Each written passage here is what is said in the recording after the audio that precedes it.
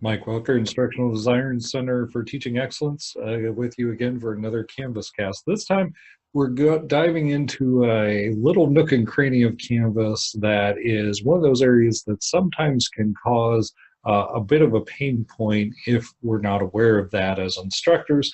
And that's simply that students have the capability to send us messages either before they submit or after they submit within a submission comment area. So if we're not aware of this or we're not checking that, and it can be easily missed, then we can have miscommunication, which nobody wants that. Bad things happen after that point on both sides. So let's hop into this and let's look at the process and how to go about addressing it.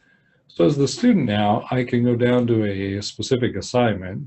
And when it goes to the submit assignment, all sorts of excitement, but this is the key area. And by default, every assignment is going to have this option. And this, of course, excludes discussions and quizzes because those only have specified areas to reply in. So this is just a straight assignment. So the student puts in that and then goes in and adds their file. And then the student says submit. And they get their little stamp there, but notice they have their question there. That's put in this case as part of the submission comments. So now if I, back as myself as the instructor, go to my inbox, there's nothing there. And certainly if I go back to the assignment and I go to SpeedGrader, the first place I'm going to see this is here in the assignment comments section of this. Now, typically when folks are going through and grading, they'll catch this and that'll come to attention, and you can respond and right from within here if you want to and say submit. But where the hiccup usually comes is then if the student replies after the initial grading has been put in there or before they submit work. So to access those comments before then, there's a couple different ways to do it. If I go back to my inbox, by default, it's always going to show me my inbox. But this little drop-down guy here has many options, and one of those is submission comments.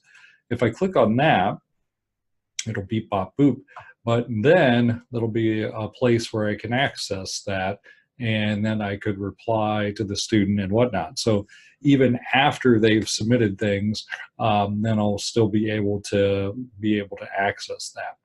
A lot of folks don't like the idea of going in there.